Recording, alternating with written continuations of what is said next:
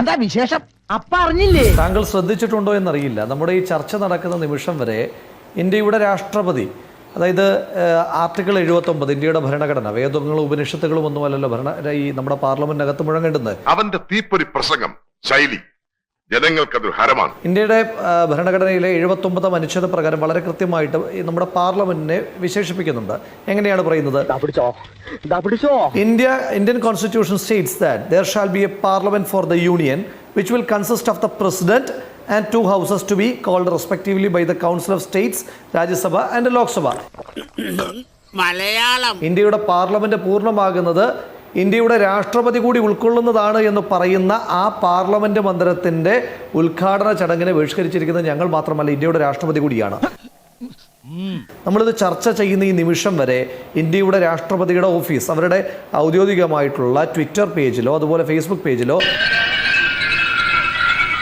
Indian parliament BJP-ക്കാർ ഇത്രയേറെ ആഘോഷമാക്കുന്ന, നരേന്ദ്രമോദി ഇത്രയേറെ അറുമാദിക്കുന്ന Indian പാർലമെന്റിന്റെ ഉദ്ഘാടനത്തെ പറ്റിയിട്ട് ഒരു വരി പോലും കുറിച്ചിട്ടില്ല. അപ്പൊ ഇതിനകത്ത് എന്തോ ചുറ്റിക്കളി ഉണ്ടല്ലോ. എന്ത് ചുറ്റിക്കളി? ഒരു ചുറ്റിക്കളി ഇല്ലല്ലേ?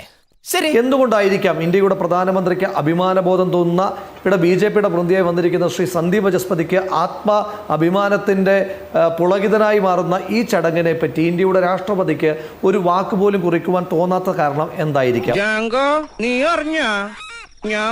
എന്താണ് ഇതിന്റെ കൃത്യമായി രാഷ്ട്രീയമായ കാരണം? എന്താ രാഷ്ട്രീയമായ കാരണം? ഇവർ ഭരണഘടനാ വിരുദ്ധമായി ഈ പ്രക്രിയ മുന്നോട്ട് കൊണ്ടുപോയി എന്നുള്ളതാണ്. അല്പന ഐശ്വര്യം കിട്ടിയാൽ അർദ്ധരാത്രിക്ക് ഉടപിടിക്കുന്ന കേട്ടിട്ടേ ഈ രാജ്യത്തിന്റെ പാർലമെന്റ് പൂർത്തിയാകുന്ന ഇന്ത്യയുടെ രാഷ്ട്രപതി കൂടി ഉൾക്കൊള്ളുന്നതാണെന്ന് പറയുമ്പോൾ ഈ രാജ്യത്തിന്റെ പാർലമെന്റിന്റെ മന്ദിരത്തിന്റെ ഉദ്ഘാടനം നടക്കുമ്പോൾ എന്തുകൊണ്ടാണ് ഇന്ത്യയുടെ രാഷ്ട്രപതിയെ ഒഴിവാക്കിയത്? ഇന്നത്തെ നിമിഷം വരെ ഇവർക്ക് ലോജിക്കലായതിനൊരു മറുപടി പറയാനായിട്ടുണ്ടോ? ഞാനും താങ്കളും സന്ദീപ് വചസ്പതിയും കാണുന്നത് പോലെ ഇന്ത്യയുടെ പാർലമെന്റ് മന്ദിരത്തിന്റെ ഉദ്ഘാടനം ഇന്ത്യയുടെ രാഷ്ട്രപതി കാണുന്നത് ടെലിവിഷൻ ചാനലുകളിലൂടെയാണോ? അല്ലല്ലോ.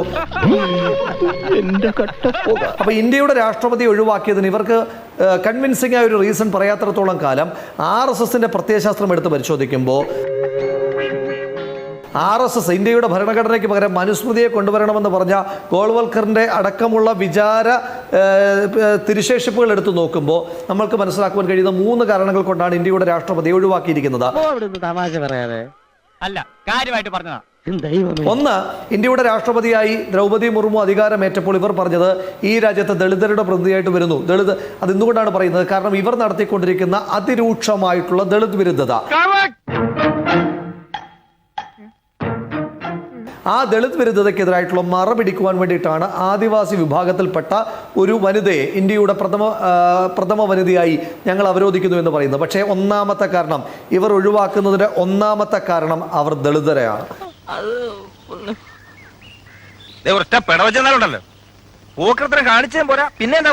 രണ്ടാമത്തെ കാരണം അവർ വനിതയാണ്. കാരണം ഈ മനുസ്മൃതിയൊക്കെ തന്നെ കൂട്ടുപിടിച്ചുകൊണ്ടാണല്ലോ RSS മുന്നോട്ട് പോകുന്നത്. സ്ത്രീ സ്വാതന്ത്ര്യം അർഹത എന്ന് പറഞ്ഞിരിക്കുന്ന വേറെ ഏതെങ്കിലും ഒരു ഗ്രന്ഥത്തിലല്ലല്ലോ. അതുകൊണ്ട് തന്നെ സ്ത്രീ അംഗീകരിക്കുവാൻ ബുദ്ധിമുട്ടുള്ള ഒരു പ്രത്യയശാസ്ത്രം തന്നെയാണ് RSSന്റേത്. അതുകൊണ്ട് രണ്ടാമത്തെ കാരണം സ്ത്രീയാണ്. മൂന്നാമത്തെ കാരണം, കഴിഞ്ഞ ദിവസം കാരശ്ശേരി മാഷിന്റെ ഒരു പ്രസംഗത്തിൽ നിന്ന് കേട്ട വിവരത്തിന്റെ അടിസ്ഥാനത്തിൽ പിന്നീട് ഞാൻ പഠിച്ചപ്പോൾ മനസ്സിലാക്കിയത്, മൂന്നാമത്തെ ഏറ്റവും പ്രധാനപ്പെട്ട കാരണം, അധികം ചർച്ചയാകാത്ത കാരണം, ഇവർ ഒരു വിധവയാണ്. ഞാനൊരു സത്യം പറഞ്ഞ് വിശ്വസിക്കൂ. ഈ RSSകാർ എല്ലാ കാലഘട്ടത്തിലും ഈ ഹിന്ദു മതം ഒരു കാലഘട്ടത്തിൽ ഉപേക്ഷിച്ച അനാചാരങ്ങളെ മുറുകെ പിടിക്കുന്ന ഒരു പ്രത്യയശാസ്ത്രമാണ് RSS. അവിടേക്ക് തിരികെ കൊണ്ടുപോകണമെന്നാണ് ഇവർ വിചാരധാരയിലൂടെയും മനുസ്മൃതിയിലൂടെയൊക്കെ ഇവർ നിരന്തരമായി ആഹ്വാനം ചെയ്തുകൊണ്ടിരിക്കുന്നത്. അങ്ങനെ നോക്കുമ്പോൾ ഇന്ത്യയുടെ പ്രധാനമന്ത്രിയായി ഇന്ദിരാഗാന്ധി അവരോധിതയാകുന്ന സമയത്ത് RSSന്റെ പിൽക്കാലത്ത് സർസംഘചാലകായി മാറിയിരുന്ന മധുകർ ദത്താത്രേയ എന്ന് പറയുന്ന വ്യക്തി അതിനിശ്ചിതമായി ഇന്ദിരാഗാന്ധിയെ വിമർശിച്ചത് കോൺഗ്രസിന്റെ നേതാവായിട്ട് ഇന്ദിരാഗാന്ധി വന്നതുകൊണ്ടല്ല. ഇപ്പോൾ എന്തായി? ഒരു വിധവയെ എന്തുകൊണ്ടാണ് കോൺഗ്രസ് ഇന്ത്യയുടെ പ്രധാനമന്ത്രിയാക്കുന്നതെന്ന് ചോദ്യം ചോദിച്ചത് ഉത്തരവാദിത്തപ്പെട്ട പിന്നീട് RSSന്റെ സർസംഘചാലകായ മധുകർ ദത്താത്രേയാണെന്ന് പറയുമ്പോൾ ഒരു വിധവ ഇത്തരത്തിലുള്ള ഒരു ആഘോഷത്തിൽ പങ്കെടുക്കുവാൻ പാടില്ല എന്ന RSSന്റെ പ്രത്യയശാസ്ത്രം കൊണ്ടുകൂടിയാണ് അവർ ഒഴിവാക്കപ്പെടുന്നത്. അതല്ലാതെയുള്ള ഏതെങ്കിലും ഒരു കൺവിൻസിംഗ് റീസൺ ഇന്ത്യയുടെ രാഷ്ട്രപതി ഒഴിവാക്കുന്നതുമായിട്ട് ബന്ധപ്പെട്ടിട്ട് ഇവർക്ക് പറയാനായിട്ടുണ്ടോ? പറഞ്ഞത് കേട്ടോടാ. അന്തസ് വേണോടാ അന്തസ്. ഈ അടുത്തിടയ്ക്കാണ് സ്വീഡന്റെ വീഡം എന്ന് പറയുന്ന ഇൻസ്റ്റിറ്റ്യൂട്ട് നടത്തിയ ഒരു പഠനത്തിലൂടെ അവർ ഇന്ത്യയെ വിശേഷിപ്പിച്ച ഒരു വാചകമുണ്ട്. ഇന്ത്യ ഇപ്പോൾ ഒരു ഇലക്ടഡ് ഓട്ടോക്രസിയിലേക്ക് പോയിക്കൊണ്ടിരിക്കുകയാണ്. അതിന്റെ ഏറ്റവും പ്രധാനപ്പെട്ട ഉദാഹരണങ്ങളല്ലേ ഇന്നത്തെ ദിവസം പോലും നമ്മൾ കണ്ടുകൊണ്ടിരിക്കുന്നത്. ആകെ ചളമായി ഇനിയിപ്പോ എന്തോ ചെയ്യും? ചക്ക കുഴയുന്ന പോലെ കുഴഞ്ഞു. ഇന്ന് ഇന്ത്യയുടെ പാർലമെന്റ് മന്ദിരത്തിന്റെ ഉദ്ഘാടനവുമായി ബന്ധപ്പെട്ട് നടത്തിയ മതാചാര പ്രകാരമായിട്ടുള്ള ഒരുപാട് സിംബൽസ് നമ്മൾ കണ്ടു. സർവ്വമത പ്രാർത്ഥനയൊന്നും മാറ്റിവെച്ച് കഴിഞ്ഞാൽ മതാചാര പ്രകാരമായിട്ടാണ് ഇന്ത്യയുടെ പാർലമെന്റ് മന്ദിരം ഉദ്ഘാടനം ചെയ്യുന്നതിന് മുൻപ് ഇന്ത്യയുടെ പ്രധാനമന്ത്രി, ഈ രാജ്യത്തെ 145 കോടി ജനങ്ങളുടെ പ്രധാനമന്ത്രിയാണെന്ന് പറയുന്ന വ്യക്തി ഒരു മതത്തിന്റെ മാത്രം സിംബൽസും പിടിച്ചുകൊണ്ടുവരികയാണ്. ശ്രീ റാഷിദെ, ഈ രാജ്യത്തിന്റെ ഏറ്റവും പ്രധാനപ്പെട്ട ഭരണഘടനാപരമായ മൂല്യങ്ങൾ അല്ലെങ്കിൽ ഇന്ത്യയുടെ തന്നെ സ്വത്വം എന്ന് പറയുന്നത് ഈ രാജ്യത്തിന്റെ മതേതരത്വമാണ്. ഞാൻ അപ്പോഴേ പറഞ്ഞാണ് ഇതൊന്നും ഏക്കൂല. എന്താണ് ഈ രാജ്യത്തിന്റെ മതേതരത്വത്തിന്റെ പ്രത്യേകത? യൂറോപ്യൻ മതേതരത്വം പോലെയല്ല ഇന്ത്യയുടെ മതേതരത്വം.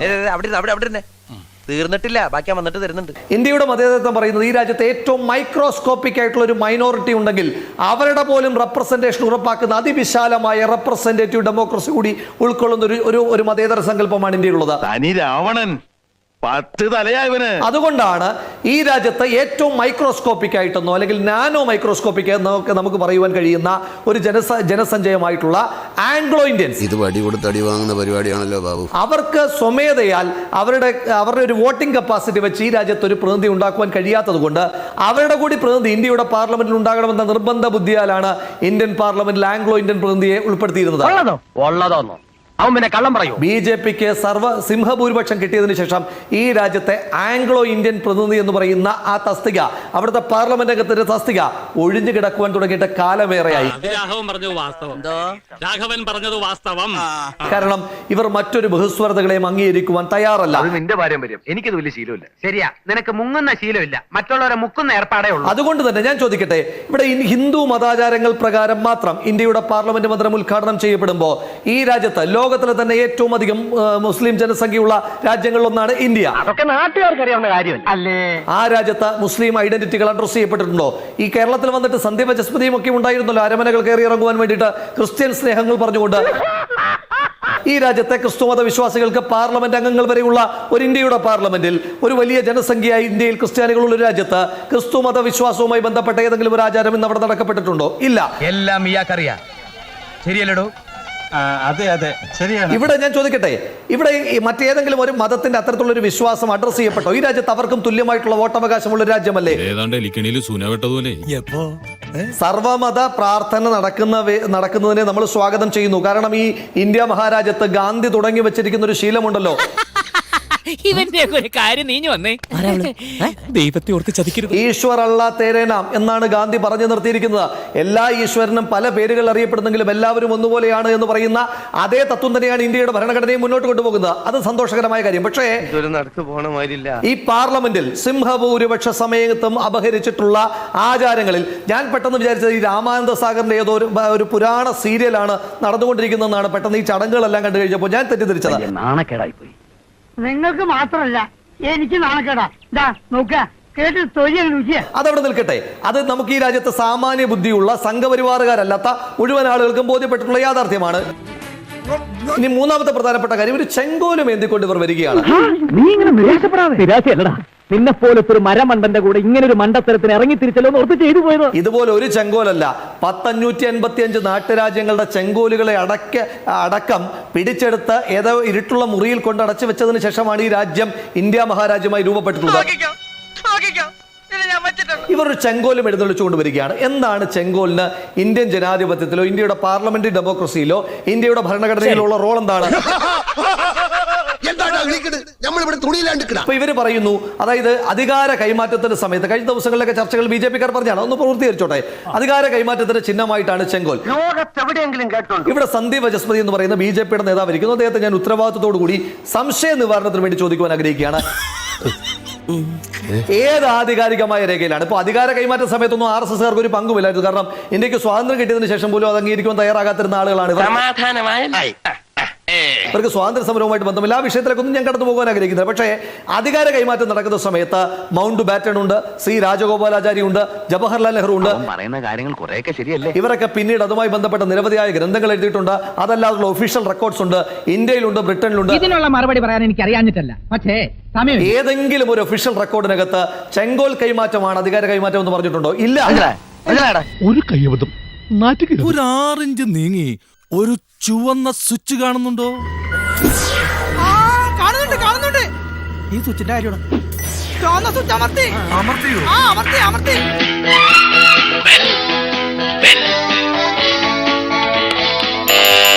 Thank you. ഈ ഉപകാരം മറന്നാലും ഞാൻ മരിക്കില്ല. ഇതൊക്കെ എന്ത് അപ്പോ നാളെ നേരത്തെ തന്നെ ഇങ്ങോട്ട് എത്തണം കേട്ടോ. ശരി.